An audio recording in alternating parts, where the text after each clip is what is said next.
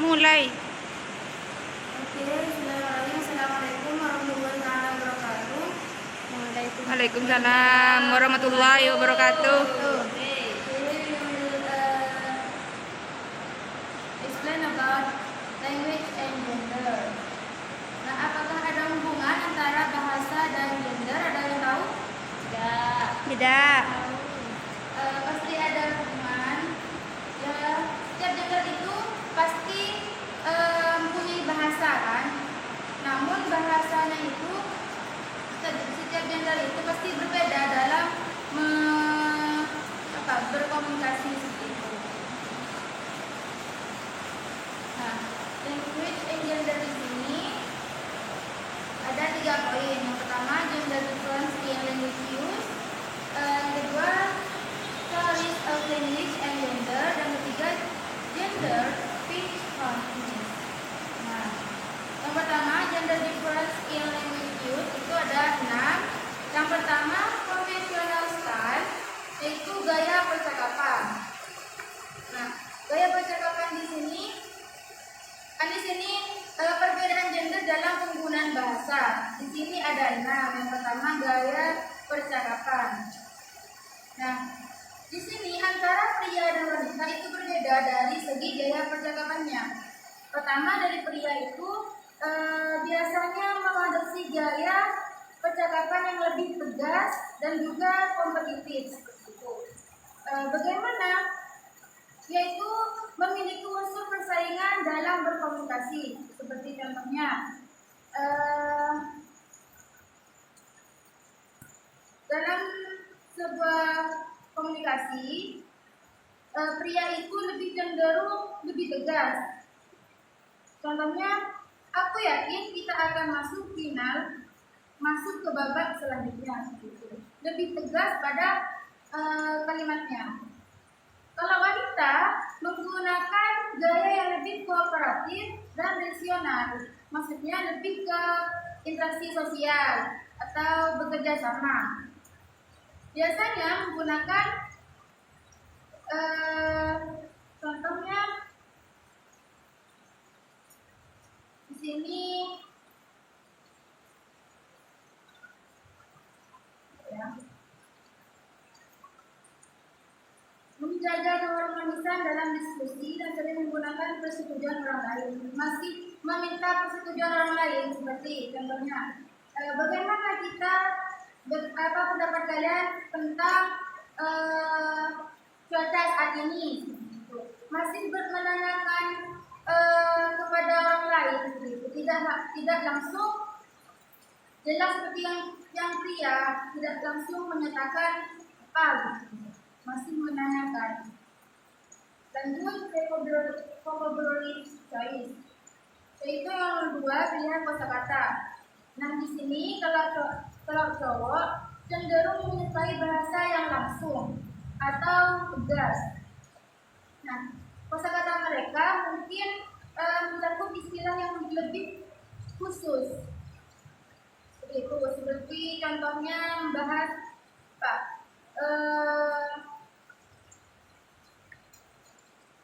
tentang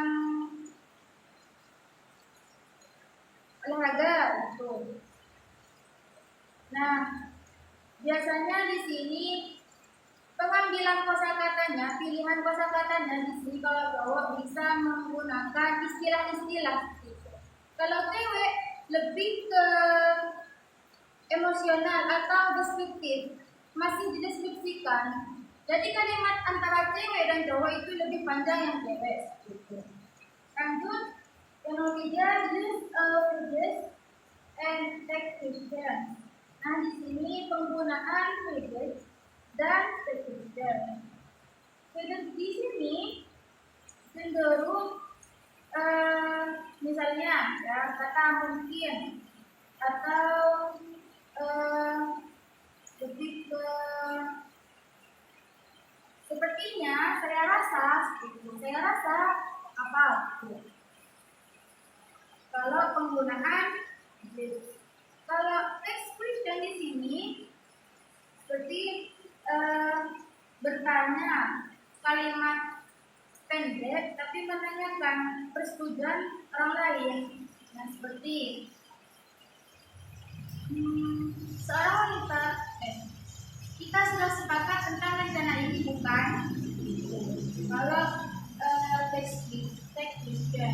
Nah, di sini dalam penggunaan dan tersebutkan di sini cenderung ini wanita yang menggunakannya, tapi kalau cowok itu jarang. Lanjut, non-verbal communication. Nah, di sini komunikasi non-verbal. Non-verbal itu apa? Itu penyampaian pesan tanpa melalui kata-kata. Maksudnya di sini seperti ekspresi wajah, gerakan dan kotak mata dan lain sebagainya. Nah, di sini cenderung wanita lebih menggunakan komunikasi nonverbal itu untuk dapat meningkatkan hubungan emosional selama berinteraksi. Nah, sebaliknya kalau pria itu tidak komunikasi nonverbalnya itu lebih terkendali, kurang berfokus pada gerakan ekspresinya. Ya.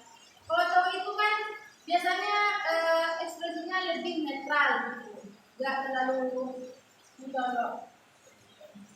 Lanjut topik preferences, yaitu pemilihan topik.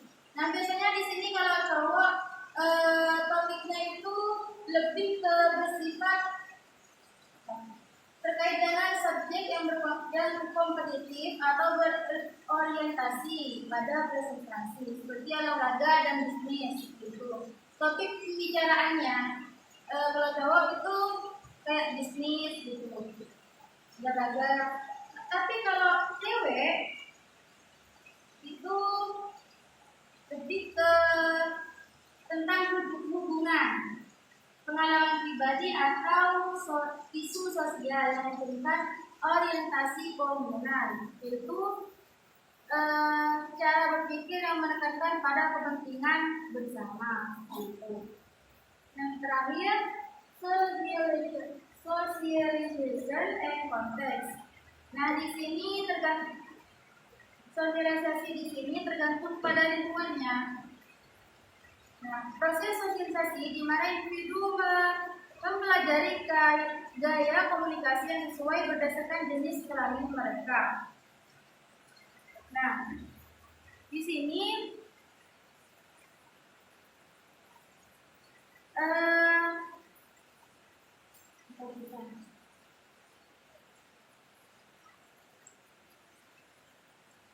kalau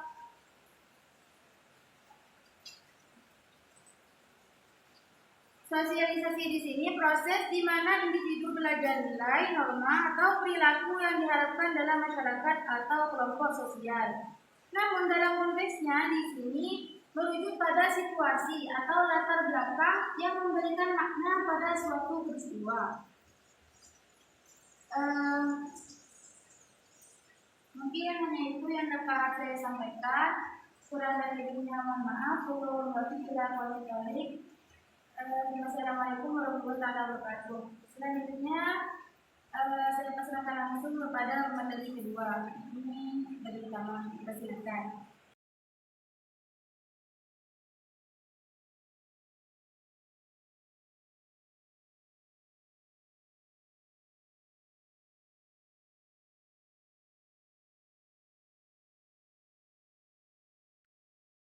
Assalamualaikum warahmatullahi wabarakatuh. Hello everyone. Today I will continue the presentation, and I will present about theories of language and gender. Here there is five kinds that I will present, that I will tell to you all. Here start from the first. Kita mulai dari yang pertama, yaitu defisit teori. Apa itu yang dimaksud dengan defisit teori atau teori defisit? Di sini itu menjelaskan bahwa seorang perempuan itu bahasa yang digunakan oleh perempuan lebih sedikit atau memiliki kekurangan dibandingkan bahasa yang digunakan oleh seorang laki-laki. perempuan itu dianggap memiliki kosakata yang lebih sedikit dan lebih sederhana kalimat-kalimat yang dimiliki. Nah, itu salah satunya yang maksud dari definisi teori. Nah, juga perempuan itu tingkat kepercayaan dirinya itu lebih sedikit atau lebih sederhana daripada seorang laki-laki. Itu perempuan. Nah, yang kedua itu dominance theory. Dominance theory adalah berfokus pada hubungan kuasa antara laki-laki dan perempuan.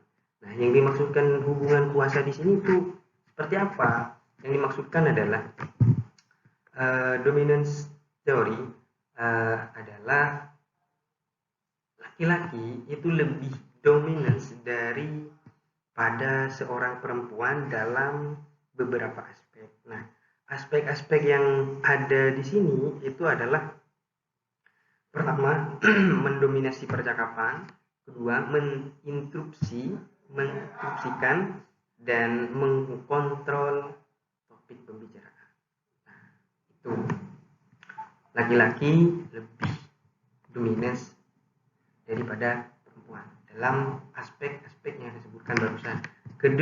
Ketiga itu ada yang namanya the radical theory.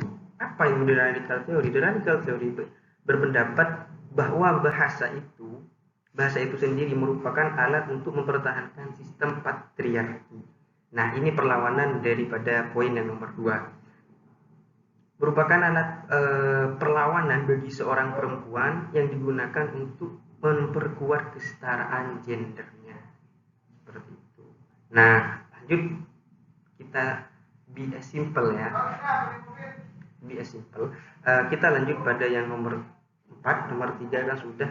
Yang nomor 4 adalah the reformist theory. Nah, di reformist ini berbeda dengan yang sebelumnya, yaitu berfokus pada upaya untuk mengubah bahasa agar lebih inklusif dan tidak bias gender. Nah, teori ini itu mendorong menggunakan bahasa netral gender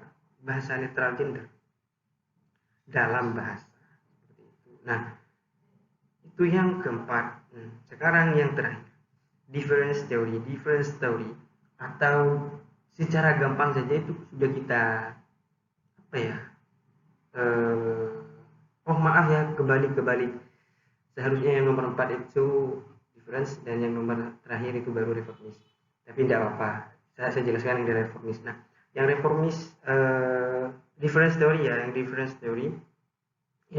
itu berpendapat bahwa bahasa itu digunakan laki-laki dan perempuan itu berbeda, tetapi tidak ada yang lebih baik atau lebih buruk. Nah, perbedaan ini itu dipengaruhi oleh peran sosial dan budaya yang berbeda antara laki-laki dan perempuan, seperti itu. Nah, secara garis besar diagram poin-poin yang saya jelaskan itu menunjukkan perkembangan pemikiran tentang hubungan antara bahasa dan gender dari perspektif yang melihat perempuan sebagai kurang defisit ya, hingga perspektif yang melihat perbedaan sebagai suatu yang alami, difference itu. Nah, itu about theories of language gender. Nah, sekarang kita lanjut next slide, namely gender speech communities. Nah, gender speech communities ini mengacu pada kelompok sosial yang memiliki pola bicara atau komunikasi yang khas berdasarkan gender, ya laki-laki atau perempuan. Nah, di sini ada beberapa poin, 1, 2, 3, dan 4 ya. Jadi ada 4 poin. Nah, kita runut dari poin yang pertama, key characteristic atau karakteristik utama. Nah,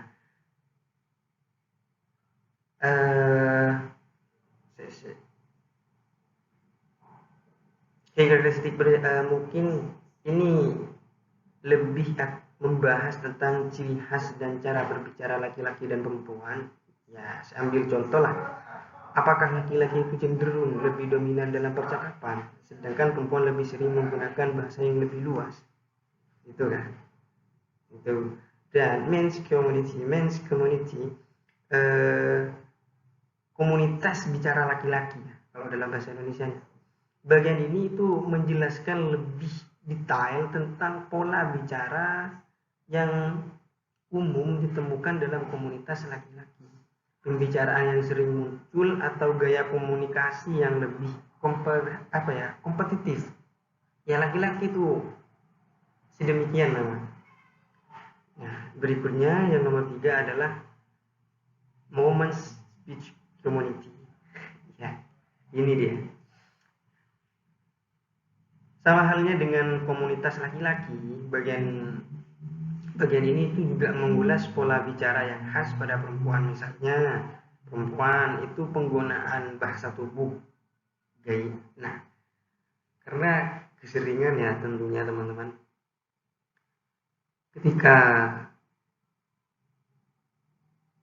perempuan berbicara itu mereka lebih sering menggunakan bahasa tubuh seperti menggerakkan tangan, menggerakkan kepala mereka, bahkan menggerakkan bibir mereka. Itu perempuan, rata-rata seperti itu. Dan ya itu yang terakhir, dan kita sekarang berbicara impact. Apa impact? Impactnya itu apa? Bagian terakhir ini atau impact yang dimaksudkan itu membahas implikasi atau pengaruh dari adanya perbedaan pola berbicara berdasarkan gender. Misalnya bagaimana perbedaan ini dapat mempengaruhi hubungan antar pribadi, personal ya, terus persepsi sosial, karena pasti yang namanya persepsi ada dan itu sudah sosial kita, atau bahkan peluang dalam karir. Poin penting seperti itu. And the last conclusions, secara keseluruhan ya, poin-poin yang saya jelaskan dari slide barusan itu memahami kompleksitas penggunaan bahasa yang bergender dapat membantu kita ya membangun komunikasi yang lebih efektif dan empati, dengan memahami bagaimana bahasa itu mempengaruhi persepsi kita terhadap gender. Kita bisa berkomunikasi dengan orang lain dengan baik dan memahami sudut pandang orang lain. Juga menjembatani perbedaan gaya komunikasi.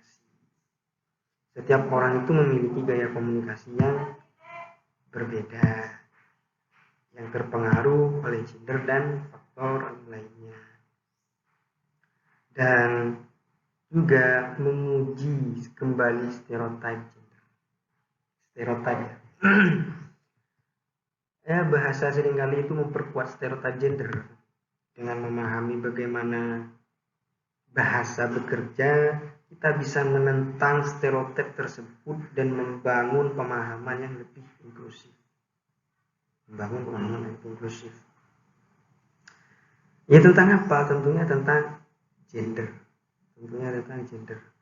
Intinya, slide-slide yang saya jelaskan atau poin-poin yang saya jelaskan itu menekankan pentingnya kesadaran akan penggunaan bahasa bergender dalam kehidupan sehari-hari. Dalam memahami hal ini ya, kita dapat menciptakan komunikasi yang lebih baik dan masyarakat yang lebih setara. Seperti itu. And the last from me and from us, this presentation will close by saying Alhamdulillahirabbil alamin, and see you next time everyone. Assalamualaikum warahmatullahi wabarakatuh.